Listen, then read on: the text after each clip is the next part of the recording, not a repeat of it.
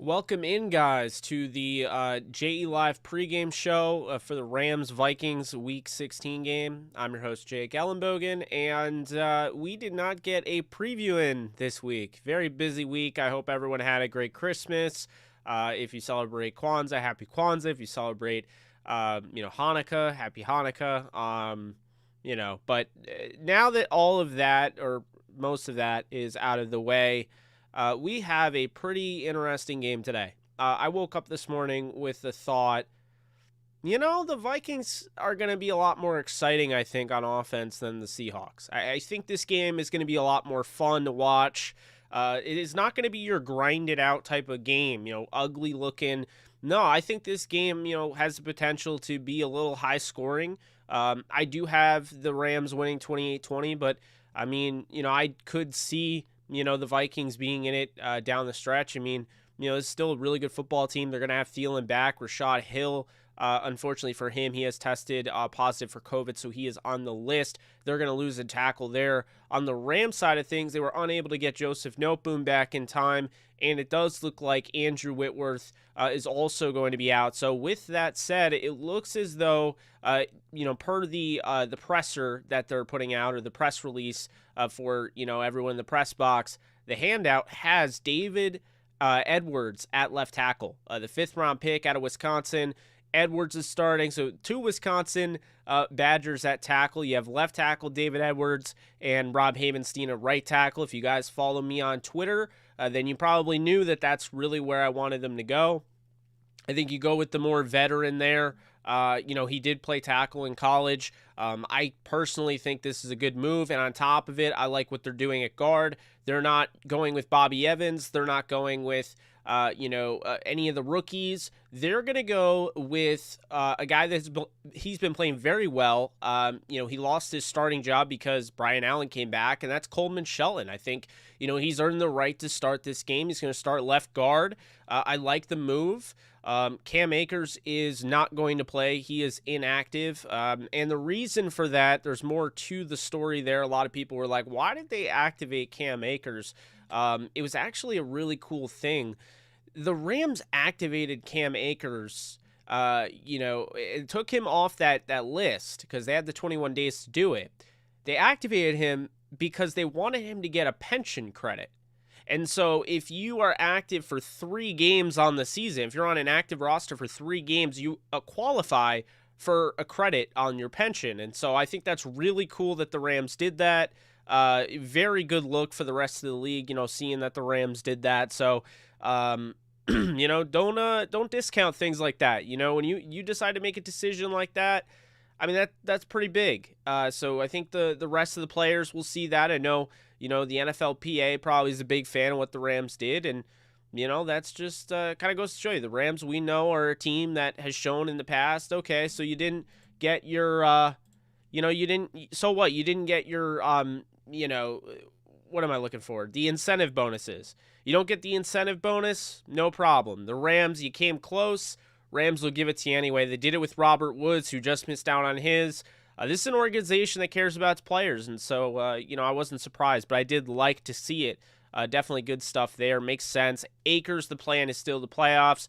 Wouldn't rule out him playing in Week 18 against the Niners, depending on what we're looking at there. The Rams do control their destiny from here on out. You're absolutely right, Roy. What's up, C.S. Wilson? Kareem, how you doing? What's up, Frank? King Ben, how we doing? So looking at the Rams, they have everybody back for the most part, except for the guys that we already talked about, Whitworth Noteboom. And while Sebastian Joseph Day and Johnny Munt are off the COVID list, they are still on IR. Munt's done for the year, but Sebastian Joseph Day could be back. Not this game, but he could be back in the future. So what's up, Holden? How we doing? So, I look at this game, and I think this is a big opportunity, obviously, for the Rams. You take over sole possession of first place in the NFC West if you do win this game. If you lose, then the Cardinals would have it by virtue of a tiebreaker that is not really possible at any point this season without the Cardinals. Basically, the best way I can put it is that the Cardinals can't have they can't lose the tiebreaker to the Rams without completely falling off the wagon and therefore not really having a tiebreaker with the Rams, if that makes sense. Because right now, the Cardinals would have wins in common games. The Rams are set to have, I mean, the best they can do is go 4-2. The worst the Cardinals can do is go 4-2 in the division. So the head-to-head tiebreaker doesn't work because they won both games. The division tiebreaker doesn't work because, if the Cardinals were to lose to Seattle and the Rams beat the Niners, they would both have 4-2. So if that tiebreaker did come into play, then the tiebreaker at the end of the day would be wins in common games, which Arizona has because they beat teams like the Titans, which the Rams lost to. So with that said, the tiebreaker doesn't matter. The Rams have to make sure that they have sole possession of first place, and they can do that by winning the next 3 games. It's simple as that. They win the next 3 games. We don't know about seeding because it's really up to Dallas, who has the tiebreaker due to, wins in conference games. Dallas has the best conference record. So they have such a good conference record that when the Niners lost on Thursday, it actually clinched their playoff hopes. Isn't that kind of weird? They clinched a playoff spot because the Niners lost, because the Niners were the only team that had just as good of a conference record, in that sense, and they don't have enough games to even make that a tiebreaker. So that was the whole point, and that's why the Cowboys clinched. But the Rams just need to take care of business the rest of the way. They win the next 3 games, they win the division. That's simple. But that doesn't guarantee anything more than a 3 seed because they have the tiebreaker over Tampa. We talked about how important that game was, but they did lose to the Packers. The Packers did not lose yesterday, despite almost blowing that one. They almost blew 2 straight, but they won them both. And so because of that, the Packers would have to lose 2 of the next 3 games. The Rams would have to win out. And in that case, with Dallas also losing at least 1 game, the Rams they'd get the number 1 seed. The number 1 seed is still in play. It's just very, very unlikely that the Packers are going to lose 2 of the next 3 games. I just don't see it. But the Rams, we'll see. Or rather, they'd have to lose 2 straight because they already played their game. So, but the Rams could win out, and I think that's a big thing. No, OBJ was absolutely not the problem in Cleveland. Baker's absolute trash. I don't like calling players absolute trash, but Baker Mayfield is incredibly overrated because I cannot believe how many people are still defending him. This guy's thrown more interceptions than any quarterback since 2019. He has 54. So I don't get it. I won't pretend to get it because I don't. He threw 4 picks yesterday. That's the most, Rodgers threw all season. So don't really understand it. What's up, Matthew? Thank you so much for your donation. Really do appreciate that. As you guys know, we will be ready, live and ready to go after the game. So don't worry, if you missed this or you're watching this after the fact, we're going to have a post game. We're going to talk about this. But this game should be exciting. Rams head on the road against the Vikings. The Vikings are going to have Adam Thielen. They're going to have Justin Jefferson. They're going to have Kirk Cousins, but they're not going to have his backup, Sean Mannion. So that does mean that the rookie Kellen Mond is going to back up Kirk Cousins. He is playing with a cracked rib, or I believe cracked ribs. So, there's multiple ribs. He's playing with cracked ribs. And on top of that, Dalvin Cook is out because of COVID. So, the Vikings, they're dealing with a little bit of some stuff here. The Rams don't have, their left tackle or their backup left tackle. So they're starting a guard that hasn't played tackle since he entered the NFL, but he has played tackle before, so I'm here for it. But yeah, you look at this game, the Rams, the reinforcements are here. Obviously you'd like to get Akers back, but Akers doesn't need to come back in this game. They're saving him for the playoffs in all likelihood, or maybe week 18. You have Henderson back. You have Sony Michel healthy. You have Jake Funk back, so your running backs look good. Your quarterbacks are fine. Bryce Perkins is inactive today, so it'll just be 2. So God forbid anything happens to those guys. The emergency quarterback might end up being Cooper Kupp or Johnny Hecker, but, the more you know. At wide receiver, they're healthy for the most part. They're not going to get Robert Woods back from the torn ACL, but they do have Odell. He's ready to go. Cooper Kupp, Van Jefferson, Ben Skoranek.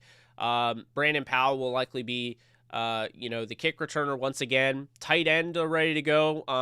Again, you're not going to get Munt back or Jacob Harris, but Tyler Higbee is back from the COVID list, so it's good to see him. Kendall Bland had an expansive role, as well as Bryson Hopkins catching his first career pass last week.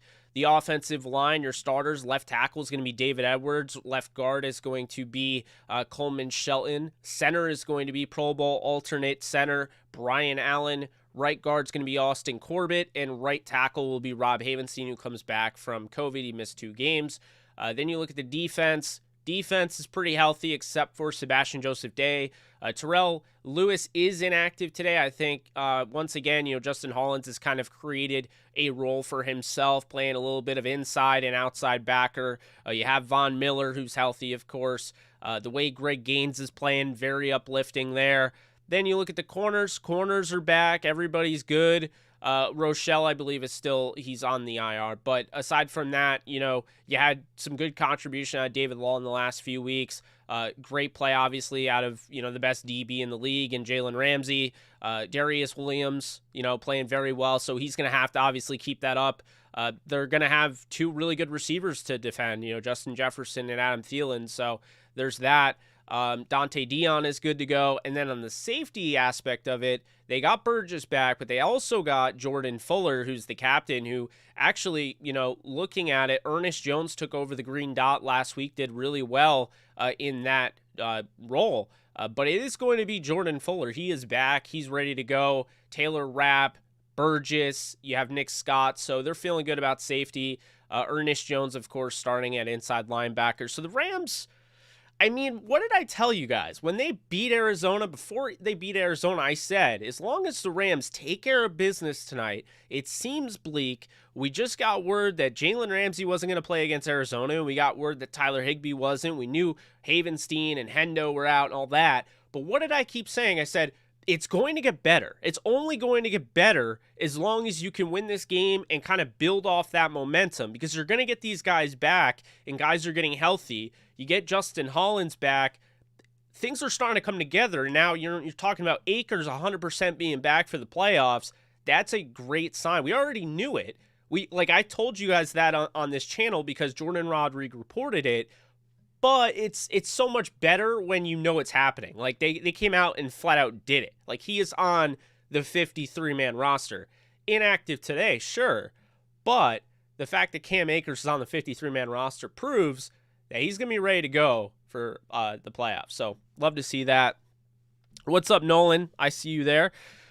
I like to see when everybody, comes back like this. It's very similar to last year's Tampa Bay Buccaneers team.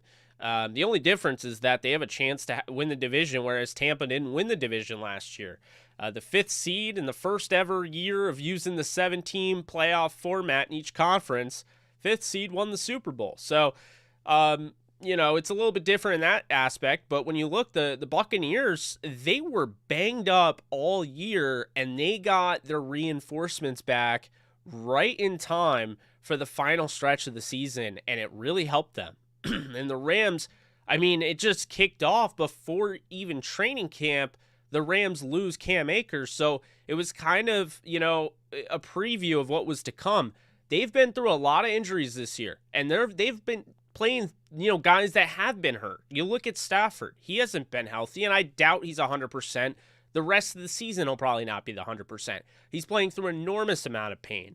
Darrell Henderson has been hurt all year. I'm sure Sony Michel is in pain. Sony Michel has the same knee issue, the same arthritic knee that Todd Gurley has. So remember that. So, there's a lot of things that, these guys are going through. Not having Robert Woods is, hurt them. But they were not afraid to go out and get Von Miller and go and get OBJ. And I think that, those 2 moves, I think it definitely amped up the team a little bit. You have that one doofus with the suit coat or whatever for the Cardinals who held up that sign. They're 1-2 or 0-3 since acquiring OBJ and Von Miller. I'm just going to point this out because I don't know if anyone else has, but since he posted that picture, the Cardinals are 0-3.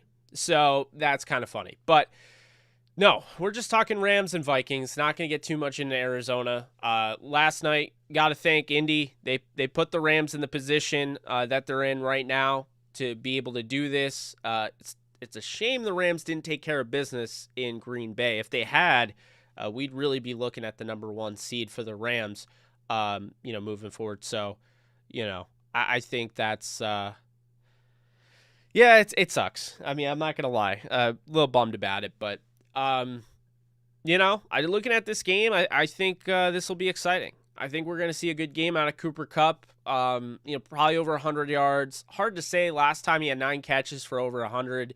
Against the Vikings when they played at the Coliseum. The Rams lost their first matchup to the Vikings under Sean McVay in Minnesota, and then their second matchup a year later, they beat them at the Coliseum in just a thriller. It was one of the greatest games I've ever seen a quarterback play, and that was Jared Goff. I thought Kirk Cousins played very well. Kirk Cousins this season, guys, playing very well. I mean, I'd make the argument he is more Pro Bowl worthy than Kyler Murray right now. And Kyler Murray was not more Pro Bowl worthy than Matthew Stafford, but that's just besides the point. I actually like the guy. But no, I think Kirk Cousins, when he plays super well, when he's at his best, the Vikings have a chance to win football games. He was not at his best against the Bears. Bears shot themselves in the foot. They had a chance to win that game. This is a team without their top running back, a guy with a shoulder harness on, ran for 200 yards against that Pittsburgh defense. That's a significant loss. We've seen Alexander Mattison come in, spell him a little bit, play pretty well. He can obviously start in this league. He's a good back, but the Rams are really good against the run. And I understand it was way before he went off, but they stifled Jonathan Taylor. This defense all year, they've given up some chunk plays. And I think that kind of makes it look like they're not that great against the run, especially for the mainstream media. They'll pull one play where they gave up a 25-yard burst or the 45-yard run to start the season with David Montgomery. But what did I always say going back to that? I said 40 of the 70 or whatever yards that he had on Sunday Night Football week 1 against the Rams were on that one run. They gave up a chunk, they may get that chunk play, but at the end of the day, this is a team that's holding running backs under 4 yards per carry. They're very good against the run. And so for those that were out there, FanDuel, whatever, and they're saying, Alexander Mattison is a guy you 100% have to start this week. I don't know if that's entirely true because, they do have Thielen back. I don't know how much he's going to be used in the passing game as far as that's concerned, but I don't know how much Madison's going to be used. The run defense has been on point, Nolan. And what it really comes down to is that I don't think that this guy is going to take over the game. I don't think he's a Dalvin Cook. I think he's good, and you definitely have to give him credit, but I don't think he's a Dalvin Cook level running back. And so for that reason, I think they'll try to run the ball with him, but this is going to be a very pass-heavy offense. Of game plan against the Rams this time around. And I think you're going to see a lot of early on, they're going to try to get to Justin Jefferson, try to create some space, and then open up things for Adam Thielen. And as long as the guys like, Darius Williams and Jalen Ramsey are playing the way they've been playing, and, the Rams don't play too far off these guys, I think they have a really good chance to stop one of them entirely in their tracks. I think another guy is going to go off, but it's why I've pretty much avoided in all, DFS and fantasy and prize picks, I've avoided Justin Jefferson and Adam Thielen because I don't know how that's going to work. If the Rams decide to bracket, Justin Jefferson, take him out of the game, then Adam Thielen could go off. It's really hard to know how this is going to go, but, Kirk Cousins is a gunslinger. He has familiarity with McVay. McVay has a lot of familiarity with Cousins. That's going to translate into this. So, those two have a history with each other, obviously being the OC in Washington. You just don't know how this is necessarily going to work out. Yeah, he won the first matchup, what's-his-face, Zimmer did. But I don't think, he didn't win the second. I don't think he's going to win the third. I do have the Rams winning 28-20. I think the Rams are going to have a more balanced offense. I think when you look at it, They're going to try to run the football. Sony Michel, Darrell Henderson. I don't expect to see Jake Funk, but maybe you throw him in there.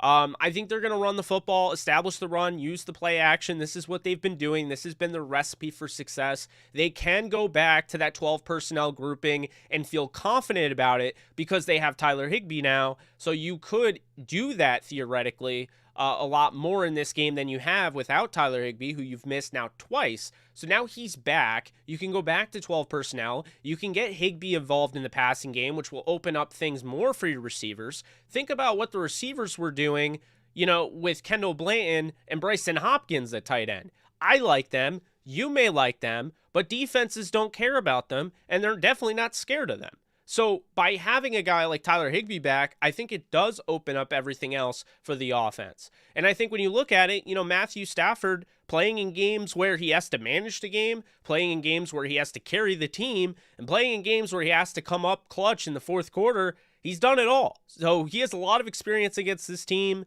I believe he's 8-13 against them, but that's more so because he was on the Lions. But I like the way Stafford's playing as of late.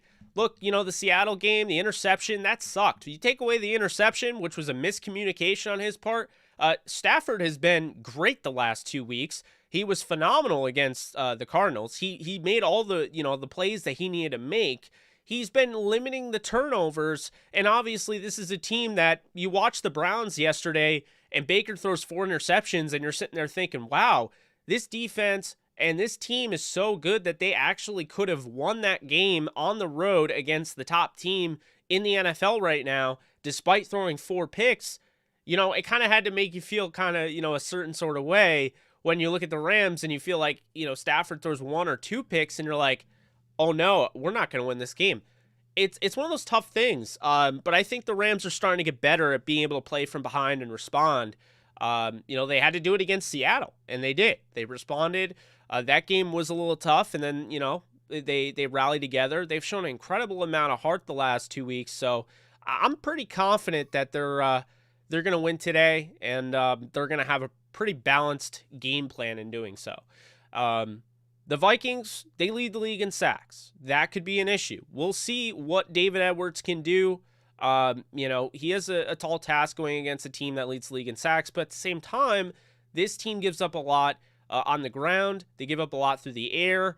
This is a defense that you can, score on, so to speak. This is a defense that had a hard time shutting down the Lions. They almost lost to the Lions twice.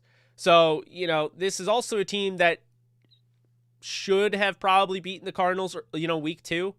But it did come down to a field goal, and I believe it was Greg Joseph that missed it. So that's something to keep in mind. But I'm looking at this game, and I'm excited, man. I don't know what it is. Maybe I'm spoiled, but like Rams Seahawks last week just never felt like it didn't feel, there was no flair to it. The Seahawks aren't what they used to be, and there was just no flair to it. Whereas this game, I'm not saying the Vikings are this top team, but there's a lot on the line for them. They win this game, they pretty much have a chance. They have a pretty good chance of making the playoffs. But they have to win this game because then they have Green Bay up next.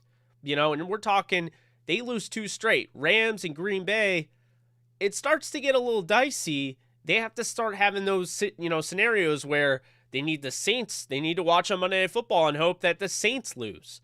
They need to, hope all these things. So the Vikings really need today, but so do the Rams because the Rams are playing for the division. So I like seeing that. Whereas the Seattle Seahawks, they were desperate, and it was a very unlikely opportunity anyway. But if Seattle did win out, they could have made the playoffs, and that was them. That was kind of their last hurrah. They don't really have a shot now, in my opinion. The Rams, though, against the Vikings are looking at the Eagles, Washington, Saints, 49ers, hell, even the freaking Falcons. Even still, the Carolina Panthers. There's a lot of teams in the mix here, and they have to feel like they're one of the favorites, but they got to take care of business today. So, we saw a lot of heart from the Rams against the Cardinals and against the Seattle Seahawks with all their guys gone. We'll see if the Vikings show heart without Rashad Hill at tackle and Dalvin Cook at running back. But I think it'll be a lot of fun to watch. I think this is a game that'll be exciting. What was I going to do?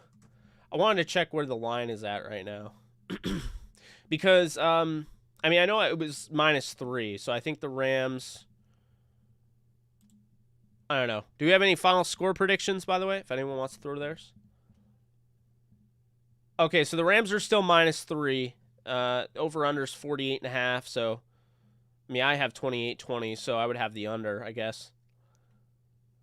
Okay. So... yeah, they have... so on team rankings, they have the Rams 26.5 to 26.5 points to Minnesota's 23. So kind of the same deal. Yeah, I have 28-20.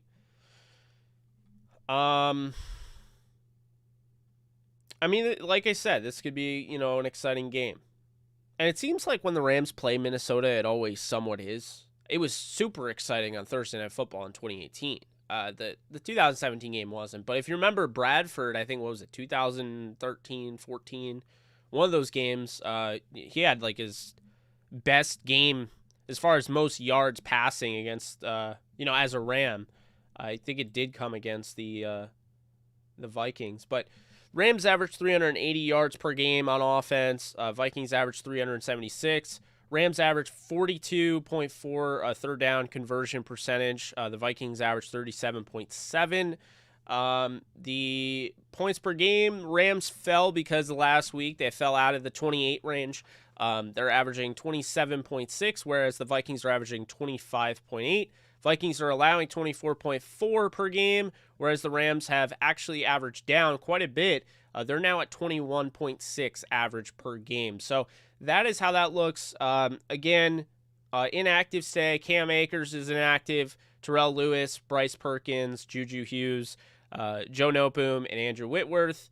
And for the Vikings, you do have Rashad Hill, Dalvin Cook, Sean Mannion, and Amir Smith-Marset. So that's how that's looking over there. Also, I believe I wanted to say there was something cool little stat. I think it's like 20 yards. Justin Jefferson, I believe, is like 20 yards away from passing Odell as for the most yards accumulated in the first 2 seasons for a receiver. So I thought that was kind of cool. Something else I was going to do. Yeah, Cousins is having a really good year. 29 touchdowns, 6 interceptions, 3,656 passing yards. He's definitely had a good year. Also, Chris Garrett is also out. He's inactive. So that is that. But it's definitely going to be it's going to be interesting for sure. Especially with Thielen back. It kind of changes their offense a bit. Because, right now, they've been rolling with KJ Osborne, and Osborne's played well. Osborne's given them a little boost out of Miami. He's their 5th-round pick from 2020. He's actually stepped up. So they've had Osborne, they've had Justin Jefferson, they've gotten some really good contributions out of Tyler Conklin, both in the blocking game, which is really his bread and butter, but he's also shown he's a interesting, intriguing pass catcher. Kupp over under 130 receiving yards. I saw 103. I don't know if I would go with the over of 130. I feel like he'll get over 100. He could have 200 in this game. But I don't know. I don't know how this is going to go because I don't know what kind of... I feel like it's going to be a very balanced attack. So, I do think Kupp goes over 100. But, I could see Kupp getting 104 and then, he doesn't get that over of 130. Like, 130 is a lot. 130 is a lot. My thoughts on Akers, don't rush him. Once he's ready, then you play him and you ease him into it, That's my thoughts. I think he can definitely help you. The way the Rams are playing, though, I understand not rushing him back.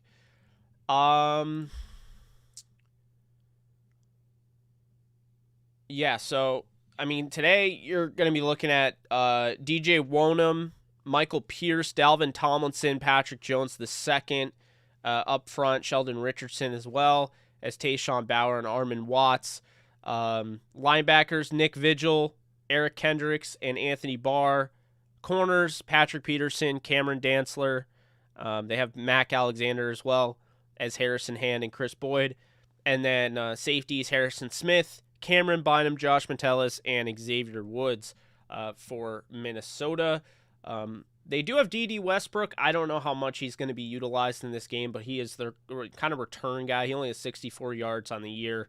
I mean, the last game when they played the Bears, kind of the way it went down is, Kirk Cousins only had 11 completions. So that wasn't really a big game. Justin Jefferson led the team in receiving 4 catches, 47 yards, and a touchdown. I think the big thing, obviously, you're going to have to limit him. He's so explosive, but you can't just focus entirely on him and let Adam Thielen go off because he's just as dangerous, and he's a very good route runner, great hands, very reliable. But KJ Osborne's also been playing well.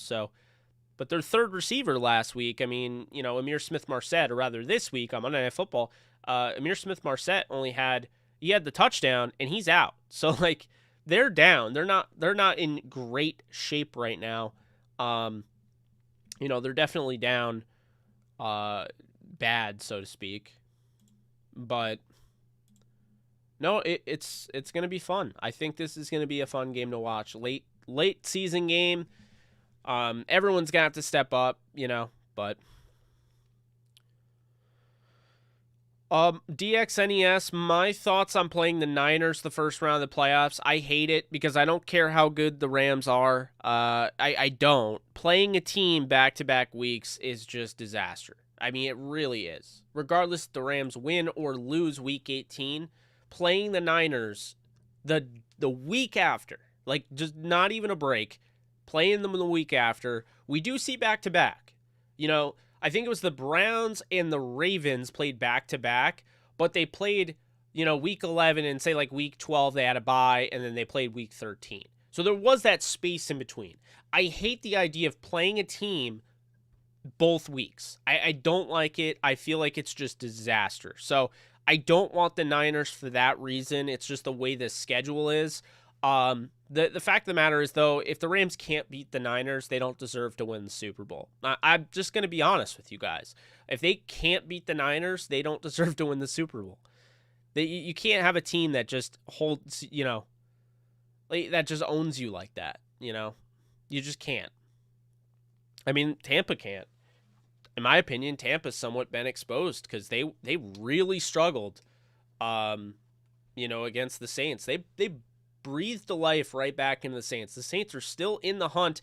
They could have not only clinched the playoffs, the Tampa Bay Buccaneers could have not only clinched the playoffs on last Sunday Night Football, but they could have knocked and completely wiped the Saints off the map if they beat them, because the Saints would have been in some deep trouble. Now they're still right in the thick of things.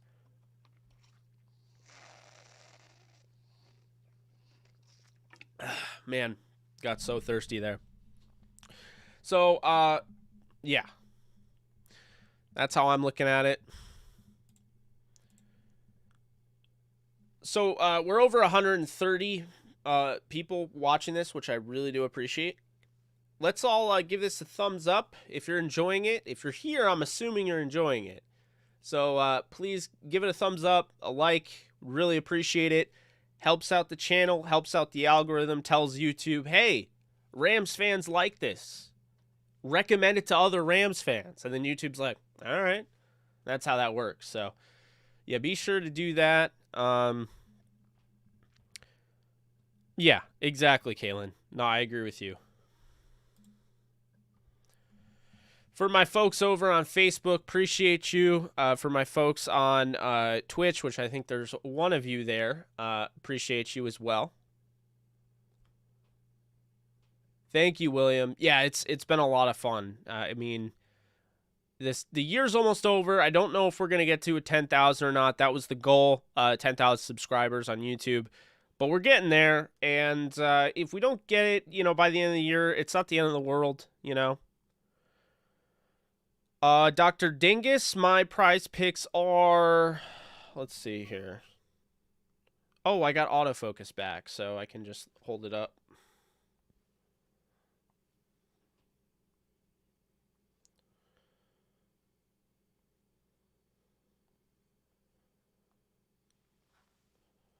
All right, so that's my prize picks. I got Cooper Kupp over 103.5. You can still put these in. Promo code DT Rams.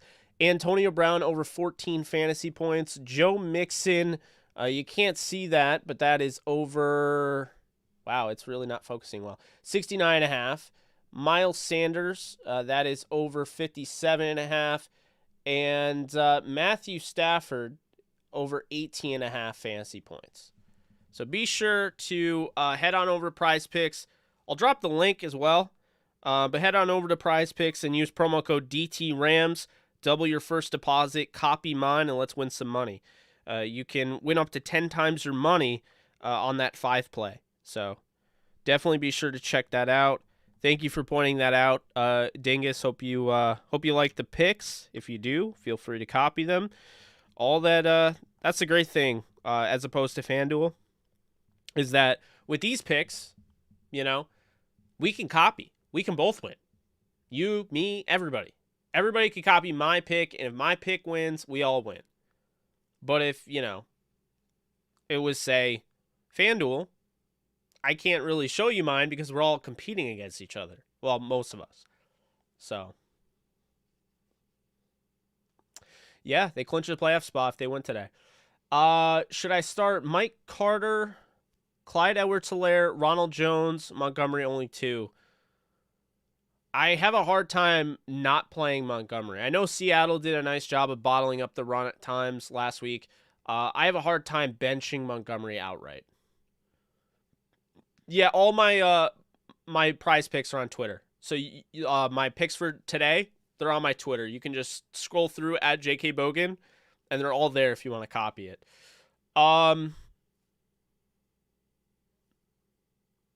Ethan, thank you. Welcome. How you doing? From the UK, love to see it. What's up, Darius? How's it going? So yeah, Matt, I'm going to go with Montgomery, and I'm going to say, it's tough.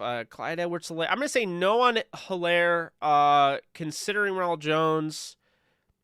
I kind of like Michael Carter today. I'm going to go with Ronald Jones and Montgomery for you, if that's what you want to do. I'd go with those guys. Ronald Jones is going to get the bulk of the carries. Yeah, I think that's what I would do. Ronald Jones and Montgomery. Waddle's back. Well, Waddle against the Saints. The Saints are really, really tough. That secondary is nasty. I'm gonna tell you right now, I'd go with Antonio Brown. I think Antonio Brown has a chance to lead the slate in receiving today. I'm not saying he does, but he has a chance. He's the number 1 receiver for the Buccaneers. The Buccaneers are coming off a brutal loss to the Saints. They just got shut out. Yeah, I expect Tom Brady. I don't care. Like, the Panthers' defense is really good, or they have been at moments. I don't care. I think, the Buccaneers are going to probably go off, and it'll be a statement game. Antonio Brown's back. He is just so explosive this year. I think he has the most points per reception this season. He hasn't played a ton, but he's looked really good when he has. Yeah, right? It freaks people out. Like, I show people my videos, and they're like, it's zooming in on Michael Myers. That's horrifying. I don't know. It's funny the way that happens.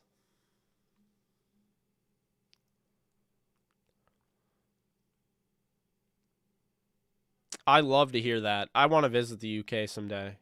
I will definitely keep making, well, I'll keep making content that I think is great, but you guys let me know if it's great. That's my thing.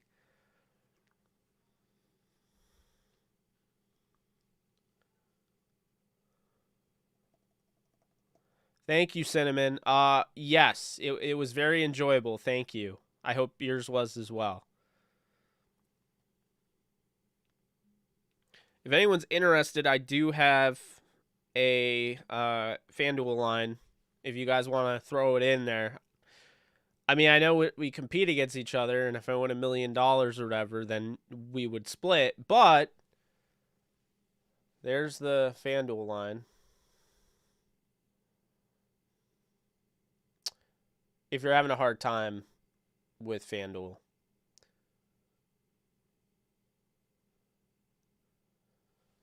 So, it's cool the way the light did that.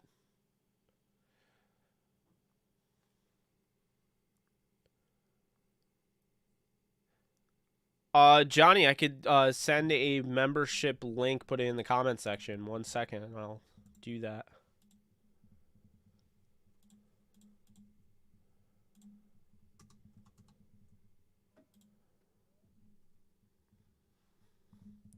That's correct, Nightlife. That's correct. Regardless of what happens with Tampa, the Rams already have that tiebreaker. So the Rams would just need Dallas to lose, them to win, and boom. You're absolutely right on that.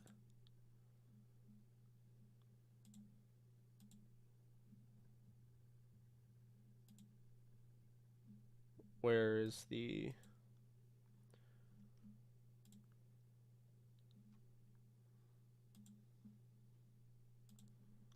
So here is, if you want to become a member, here is the member thing. I'm going to be overhauling that in 2022, so keep that in mind. Yeah, right? Where are all the Fire Morris people at?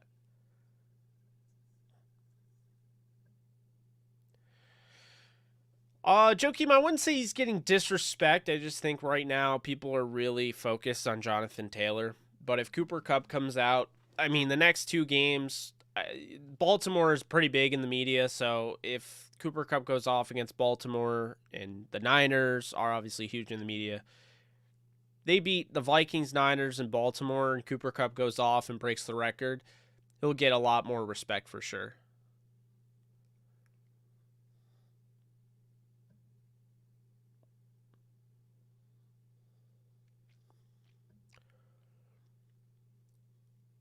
Rams tend to fold when they got to play for the division for some reason.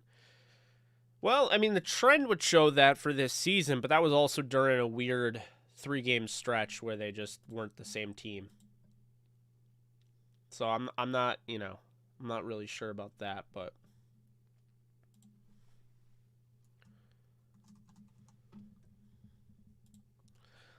people are asking me about Gerald Everett, start him, sit him today. I gotta say, I really don't. I don't love him with. It's late in the season. They're probably not making the playoffs. Like, very likely not making the playoffs. I could see them getting the rookie D. Eskridge going, and Tyler Lockett's back. I just don't really see him being a huge threat today. He's very touchdown dependent, I think, in this matchup.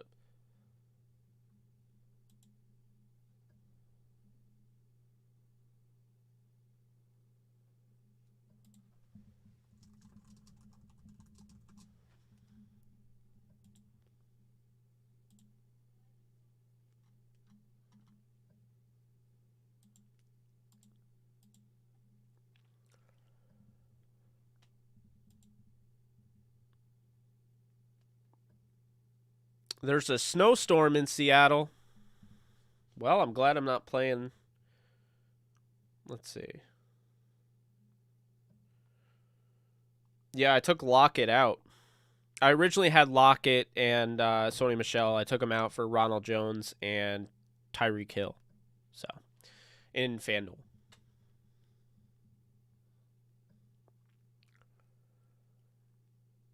They're not the same without Michael. It's funny though. You guys realize I haven't recorded a video in so long. I just love doing the live setting of it.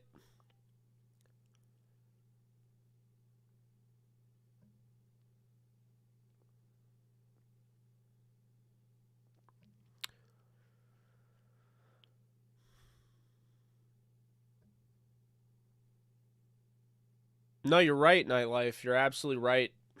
because that home field advantage is still very real. Even though you would have to play in the wild card round because of the new format, it'd still be very real. Yeah, Trevor, I hear you. It's going to be tough with FanDuel today, like the million, because, I mean, like Ronald Jones, Justin Jackson, it's like if they hit both for 5,400, that'll be great. If they don't, there's going to be people that just go with the chalk, that don't go with the chalk, that have other guys like a Sony Michel. Or they have, I mean, I have Joe Mixon as my flex, but, you know.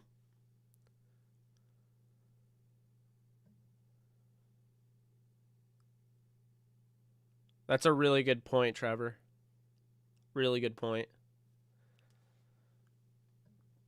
Yeah. I mean, I think this is probably a Burrow type of day against Baltimore. I like Josh Johnson. I like him. I don't, I like him as a player. I respect him. He's been in the league a while. He's been on all these different teams, veteran, mobility. I just don't see it ending well. I don't see the Ravens, if they don't win this week and then they play the Rams next week and they blow that, they're not making the playoffs in all likelihood. So, next watch party, we'll see. Maybe the Ravens game. I don't know.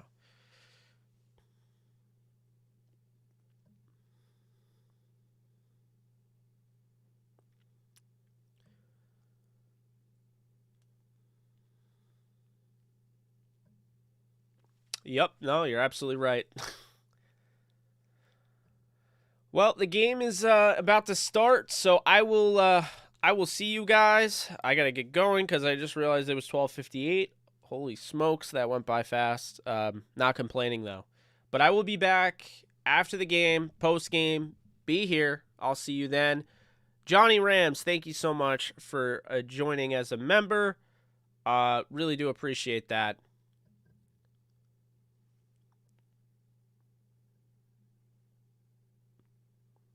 I love Tom as well. It was so cool to collaborate with him. He's such a good dude, such a good human, and he knows his stuff. So, Johnny, thank you so much. I really do appreciate the support. As I said, I'm going to be overhauling the membership for next year. So, try to find more ways to kind of maximize it. But I will see you guys after the game. I'd still be talking. I don't even want to go, but I want to watch the game, so I'm going to. So keep it here. Post game, we're going to talk. Podcast coming afterwards, probably tomorrow. Going to keep things going, keep things rolling. Hopefully we're talking about the first place, the officially first place NFC West leaders in the Rams. So I'll see you guys then. Later.